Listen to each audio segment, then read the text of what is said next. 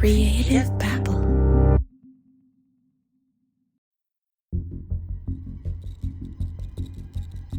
Previously on Pretend, we heard the story of David Crow and his criminal father, Thurston. My show's about con artists. Would you consider your father a con artist? The best. David Crow is the author of The Pale-Faced Lie, a memoir about growing up as his father's criminal accomplice. In the previous episode, David describes the time he helped his father bury a body. Looks like a human body to me, wrapped in a tarp, and they go and they start digging and digging and digging.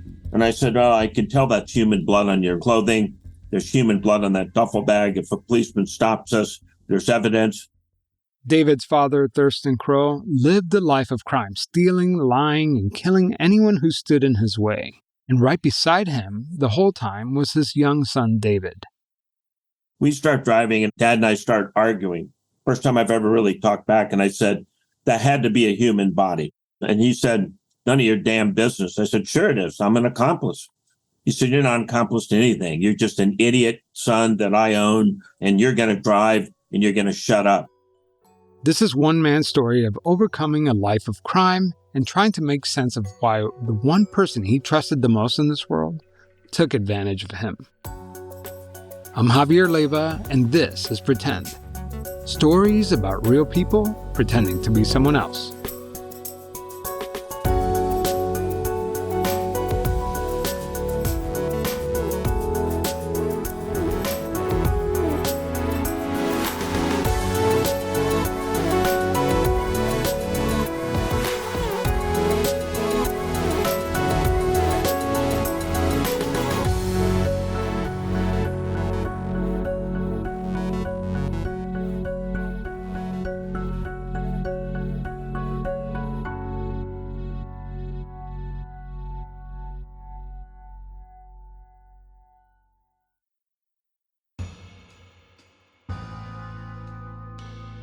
He was a complicated guy, bright guy, but a true psychopath and a true coward.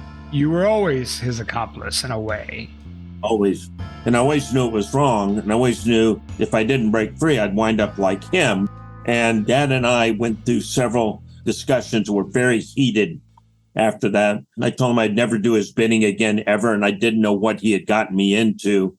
And he always justified everything he did. He'd say, you see, the white man stole the Navajos' land, stuck them on a reservation, gave them rules, makes them do all these things. So we're stealing from the people who stole from them. We're not doing anything wrong. It's a way to justify. Thurston Crow would tell his son, remember, you're a Crow, a Cherokee Indian of superior intelligence and courage.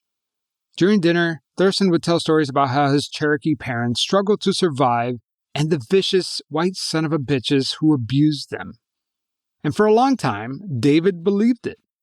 But David didn't look anything like the other kids in the reservation. His dad explained that they were the pale kind. But now looking back, it's clear that his father was just a pale-faced liar.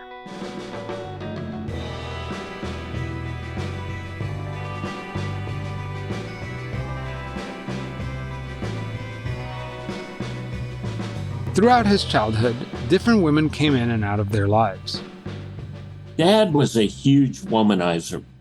He found a lot of women that were in marginal jobs, right? A minimum wage waitress, you're cleaning hotel rooms, you're stocking shelves. You have no real future. You have no education. He knew how to prey on them. He knew how to tell them what they wanted to hear. But the truth is, he was just preying on very poor people who had nothing going. But one woman, who David calls Mona in the book, stuck around. One day, out of nowhere, his dad came in and announced that he was getting married. Mona was a nurse and a strict disciplinarian, which is funny because these kids grew up with no rules. David says she didn't even smile, she didn't hug, and her eyes were cold. Thurston didn't love her. David wondered, why would she want to be the mother of these three little monsters? David just didn't understand. What's in it for this lady? But David's father's motivation was perfectly clear. So my stepmother had money. She inherited land, and she had a federal job of high rank. So if you get rid of her, you get her pension, you get her land. He hated women, basically. And you can start womanizing. You've got all her money and her land. You can do anything you want. So if you're a psychopath and you're not invested in your spouse or your kids, they're just chattel. They're just things you can use. And you get sick of them. They certainly get sick of you.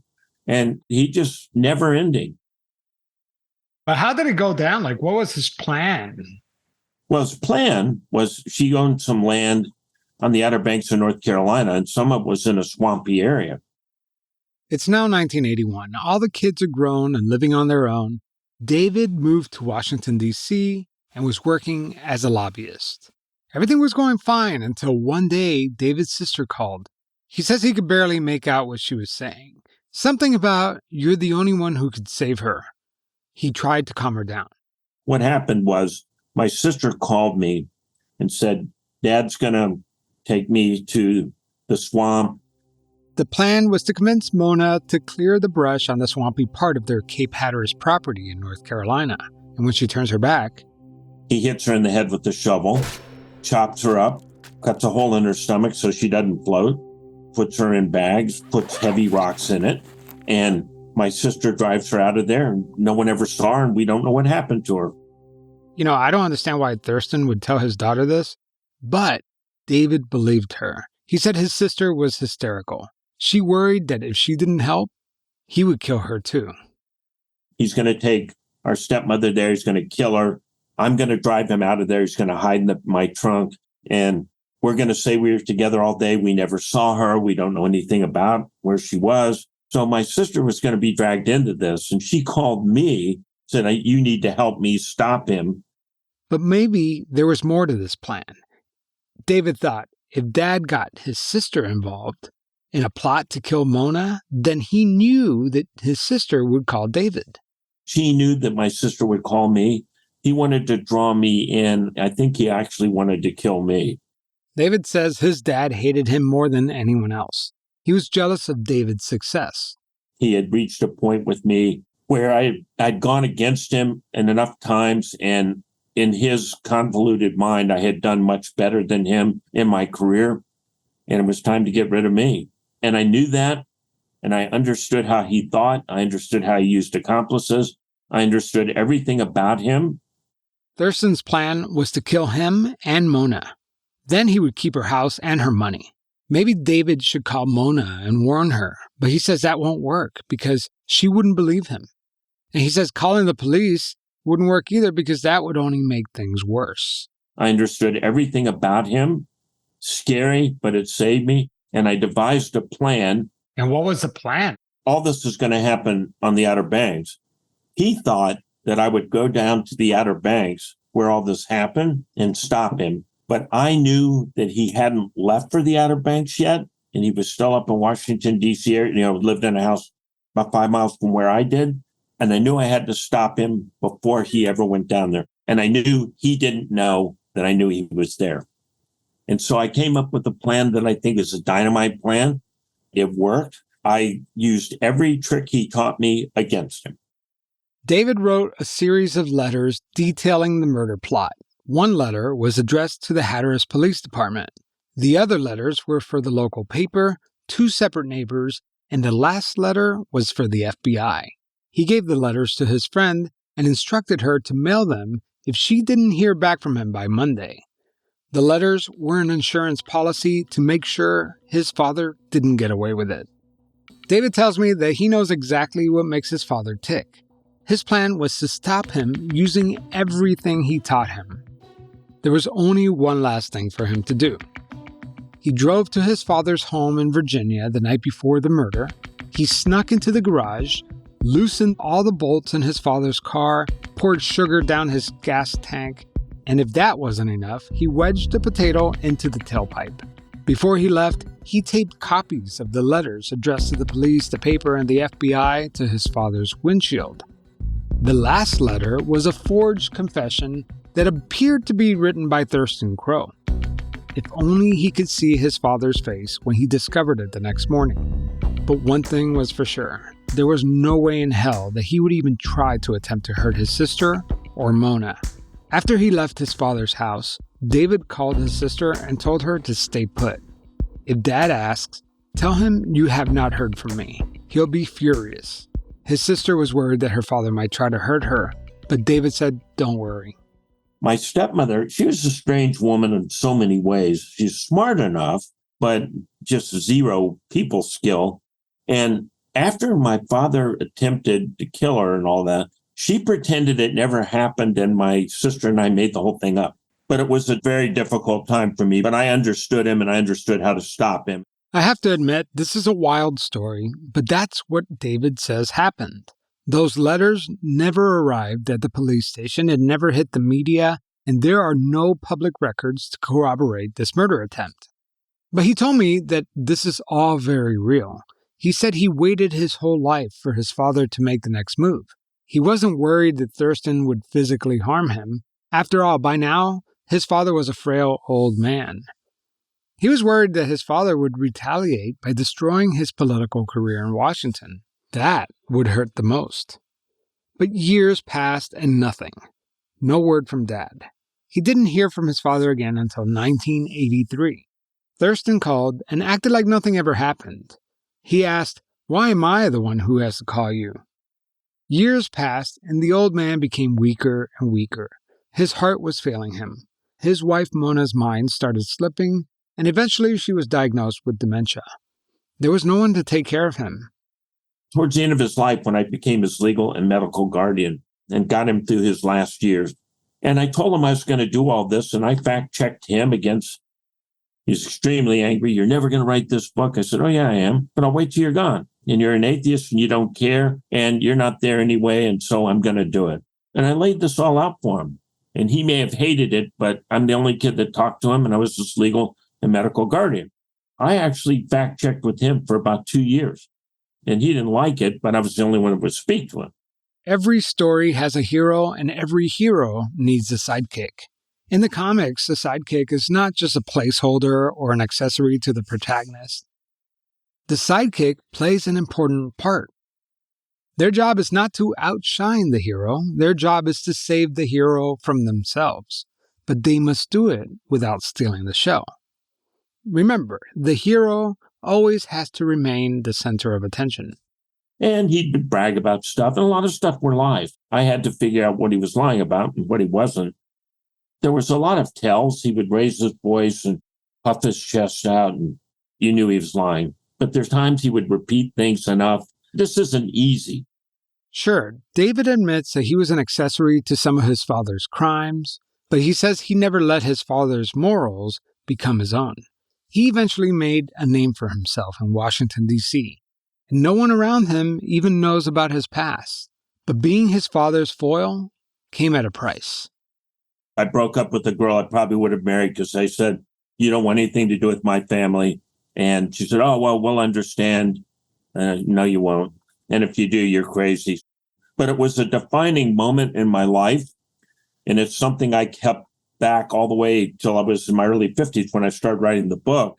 After David Crow published his memoir, The Pale-Faced Lie, he received a lot of praise. But some of his readers were horrified to read some of the crimes he helped his father commit. You belong in prison. You're a horrible human being. You're just despicable.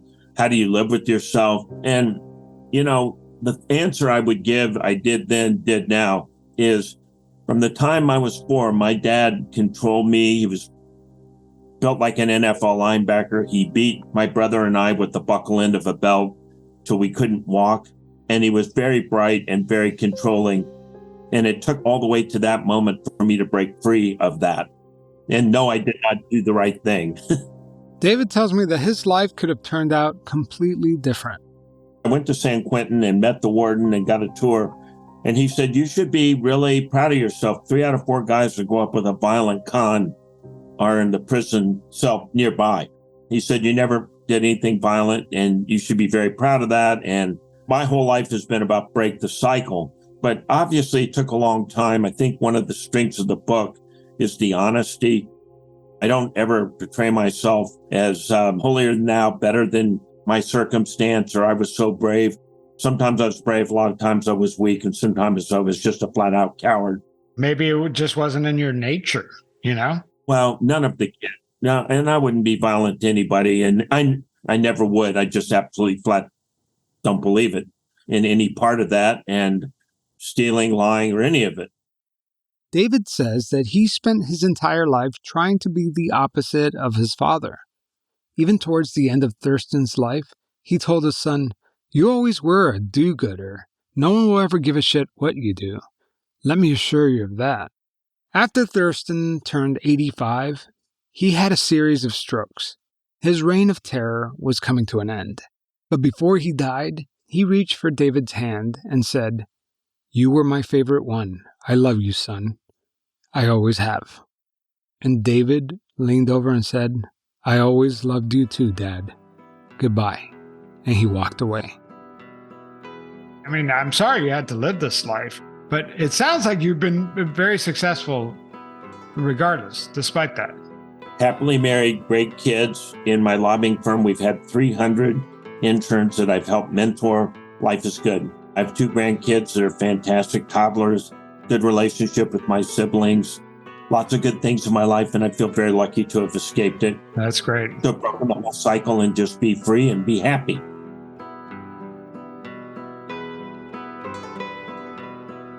This episode was written by me, Javier Leyva, and Audrey Gibbs. It was also edited by Punith Shenoy with the Podcast Pundits.